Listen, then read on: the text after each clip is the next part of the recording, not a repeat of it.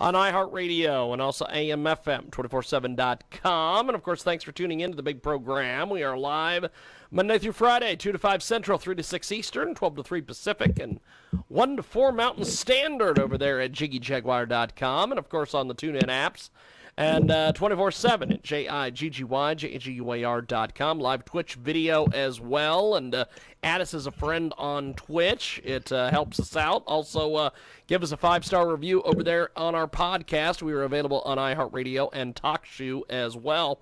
We have got a great guest joining us today here on Skype video. And a tremendous artist.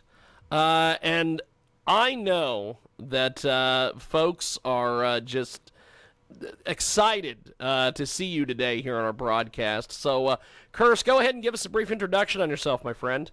Well, hey, thanks for having me. My name's Curse Mackey, and I'm sitting here in my studio in Austin, Texas, in full steam production, getting ready for tomorrow night's live stream, which will be my first as a solo performer.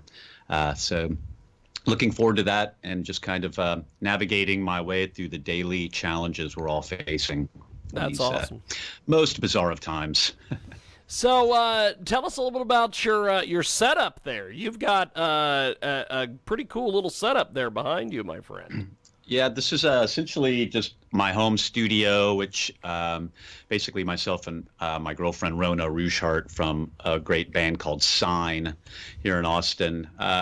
We have our rehearsal space, and once the kind of the lockdown, stay-at-home, quarantine way of life imposed itself on all of us, I had a lot of shows got canceled. So after a little bit of a depression, I kind of had to just pick myself back up and get after, pivoting how we present our art to the public when we can't hang out with the public. So spent at least a good month investing in some gear. It's kind of like learning a new instrument, essentially. So we converted our rehearsal space into what I just say is a little micro sound stage, live stream TV studio that we can record in as well. So yeah, these blinking lights are just some of the fun things that I use during my live performance. And just a pile of synthesizers behind me and other noise-making devices that hopefully just soothe your soul once they all come together. That's awesome. We have got Curse Mackey. Or rattle your cage. Well, that too. We have got Curse Mackey with us today. You can find him on Twitch, also Facebook, YouTube, and Twitter as well. And Curse will be performing his first solo live stream on June 26th at 9 p.m. Central Time. The event is entitled Curse Mackey Live Exorcism, which sounds fantastic, by the way. So yes, tell us a little bit about this live performance that you're going to be doing. Sure. Well, essentially, it's the same set to some degree that I was performing while out on tour, and that I would be performing essentially as we speak. Right now, I would be, if things were back to the previous version of reality that we were all in, I'd be somewhere out up near New York, singing in Pigface, the industrial supergroup, so to speak.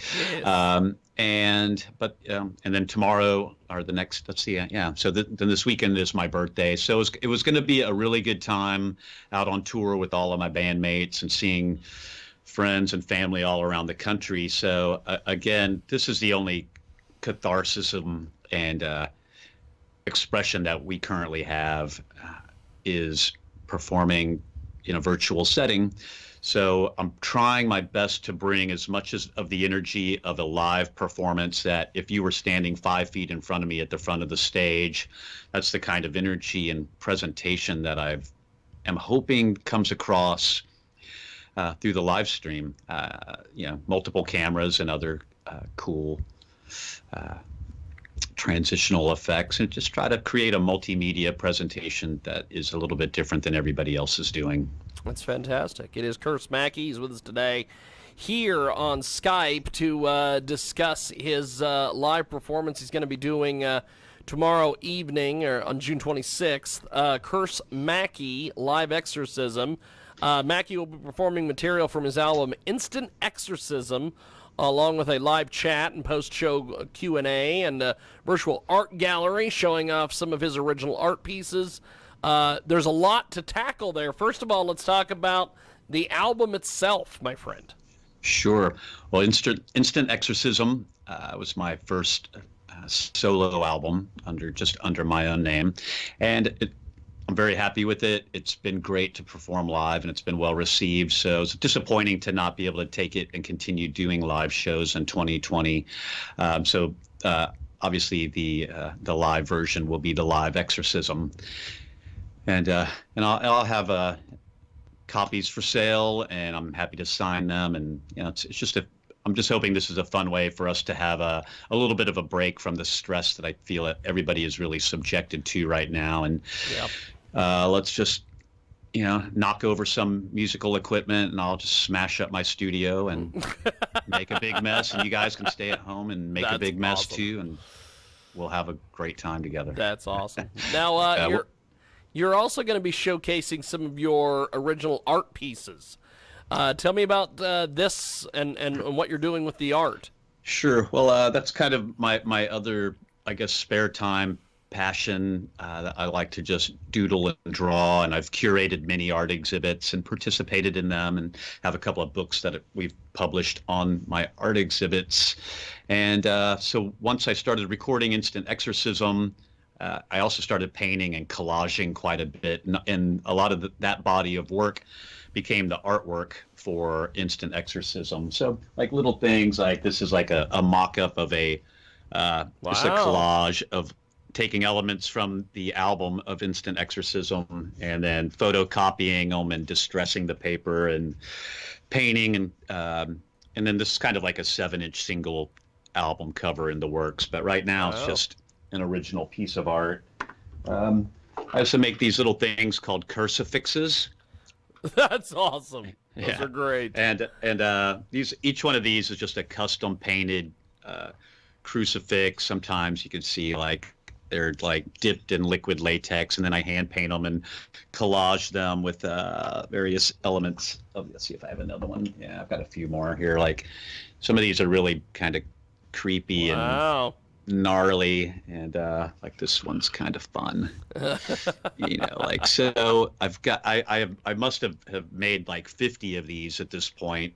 They're a popular thing to sell at shows, and a lot of people have started collecting them, so it's kind of a fun thing, and each one is its own little unique personality that kind of is based upon my emotions of the moment. And other fun things like recently my Instant Exorcism came out on cassette, so I made this custom player, which does work. Awesome. And I kind of collaged the inside of the thing and painted it up, and it's a fully functional Instant Exorcism paranormal recorder and cassette player, so you can actually record your own shit on it as well. That's like fantastic. A field recorder. Apparently it does pick up paranormal activity, so it's good. Might be a good thing for you to have around the house. That's great.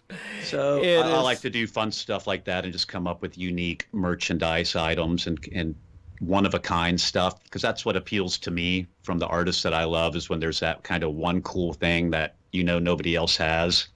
So I try to make a lot of those. Now, you were poised to have a pretty big tour with all this. By the way, the coffee cup is great too. Yes, as you can see, there's a theme going on with these concubinaries, as they're called. So you had this tour scheduled. What does that do to you as an artist once all that stuff gets canceled and you've got to move things? And in some ways, it's when you have a lot of momentum going, which we certainly did, and by we I mean both myself, Pigface, SINE, which is my girlfriend's band that I'm also very active in helping to co-produce, and it's an important project to me. Like and being out with Clan of Xymox was the tour that I was on. Those guys were #1 in Europe at the time, so they had a huge amount of momentum. The Bellwether Syndicate and Twin Tribes were also out with us. So it was a big group of people that had been working really hard for about a year and a half to fly into 2020 to just basically capitalize on a year and a half of investment and creative output and just a process of making a record and then getting out on tour. So once it gets, and if you say, wow, okay, I've got 60 dates ahead of me, this is going to be an incredible year. And then in 5 minutes, that is yanked out from under you. It's essentially like hitting a brick wall in some ways at full speed, and it all just comes to a halt. And then you basically are crushed, laying down at the bottom of a wall, wondering like, how do I pick myself up again? And either you do or you don't, and you wallow in misery and self-doubt and uncertainty, and all those emotions came by, because essentially it's as with anything, if you have a job that you love and a passion, and that's also how you make your living, and then that is just completely annihilated at something that has really, you have no involvement in. It's a tough situation, and I know that I speak for a lot of musicians that are going through the same thing, and production people, sound, road crew, service industry people at large, owners of art galleries, artists. Like, I feel like if you were just an independent entrepreneur with any type of creative output, your world as your commercial end of things just came to a grinding halt, which then puts us all in like, whoa, shit. Not only do I not know when I'm going to play again, but depending on your level of financial responsibility or advancement, that can be very challenging and can be highly depressing. So the only way, again, like I said earlier, the only way we could fight through it was to kind of dig into some savings, buy some more equipment, which is hard to invest in when you don't know where your next check is coming from. But essentially, the only portal right now is live streaming. And then just the challenges of trying to see if there's any, all the same services that everybody else is looking for through Small Business Association, PPP loans, and disaster recovery loans, and small pools of money, like from Music Cares. They did a thing for helping artists out, and small grants and things like that. So all of a sudden you're like going from trying to just get to the next gig on tour to, I mean, we spent hours just applying for grants and any little thing that could help support us. But then you have to, then you have to validate yourself to an organization who judges whether you're deemed worthy or not to receive a small sum of money from the Grammy Foundation, or in this case, like right now in Austin, Texas, they just came up with a $2.5 million fund over to give $1,000 to working musicians. And, but there's 100 little bullet points that can exclude you from that, such as I was excluded because I had already received a $1,000 grant from Music Cares.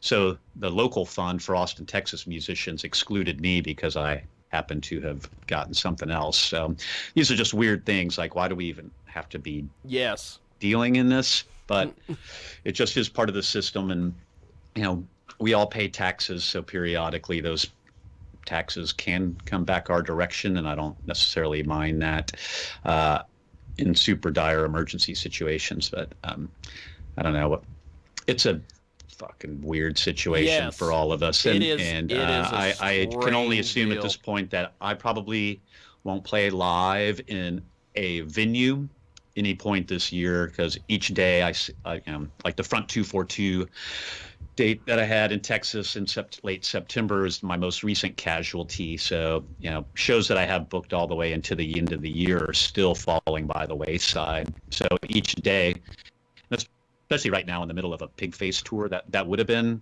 each day is a new reminder that, cancellation. What a bummer. Yeah.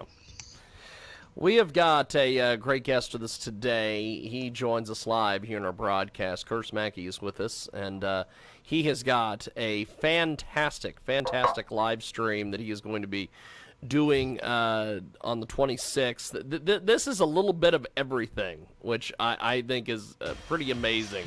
You've got a little bit of everything going on with this. So, tell us a little bit about the Q&A and everything that you're going to be doing with that. Sure. I mean, basically, I'm using a platform called Restream, which allows me to multicast what we're sending out over the internet to my Facebook. .com/Curse Mackey1. We have a group called Villains Wear Black on Facebook that will also stream to, as well as twitch.com/Curse Mackey and then youtube.com/Curse Mackey TV. So within that, obviously, I kind of just want I want this to be as much of like a real live event for myself as well as anybody that's watching. So normally at a show, I'll hang out at the merch booth before I go on and try to see some friends in that city and chat a little bit and have a cocktail or two with people, and then go do the show. And then after the show, I like to come back to the merch booth and just hang out and either watch the next band or just kind of be a part of the night and get to meet people that live in the town in which I'm playing and see who came to the show. It's a valuable part of my experience, more so many times than just playing the show. To me, it's like getting to meet the people and seeing repeat friends. You know, I have friends all over the country, and sometimes the only way I get to see them is when I come through. So these are important minutes in my day in each town. So the Q&A part just allows us to dialogue a little bit, or people can make fun of me while I'm playing or whatever. But you know, it's just a way and also for those that are watching, they may know each other from being online together. So I think it's a good way for the audience to bond together too, because this is about coming together and sort of basically just having an exorcism and like, let's just get some of these emotions of the last few weeks out of the way, and let's keep moving forward creatively and with a lot greater thought and empathy and maybe less reactionary way of living. I think I always thought 2020 was going to be a profound year, and that it would be an opportunity. I think we all kind of fell for the like, oh, perfect vision, what a great year, but it's actually just a complete paradigm shift. Yes, we are going to see things in a completely different light now, but it wasn't what anybody was expecting. So with that comes a lot of pain, but opportunity for growth, and we can all make something really good happen with this time. And I personally have enjoyed the time that I've had at home to, once I got my head around it, like, poor me, I had all of my, everything that I had planned taken away from me. But now that I've gotten over that, it's, there is a silver linings out there to come. It just may take a little while for us to get there. So definitely. Well, this has been an honor and a privilege, my friend. I appreciate you making time for us today. Before we let you go, how do we get the live stream and be involved with everything tomorrow? Yeah, for sure. Well, just you can go to my Facebook page is a great resource to kind of go from there.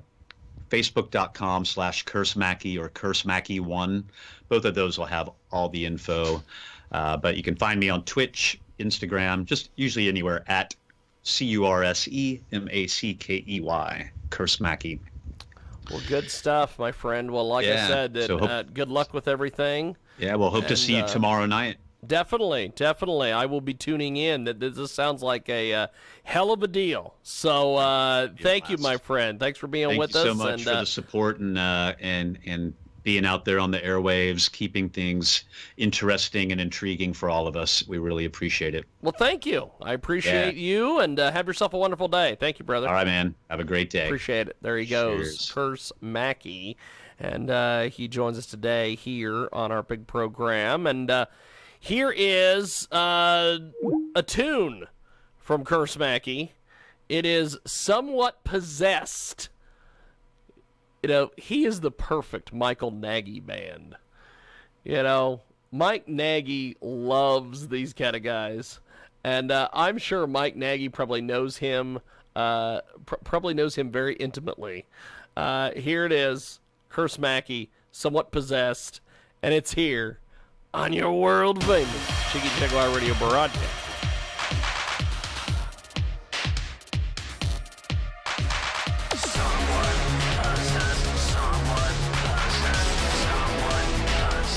Someone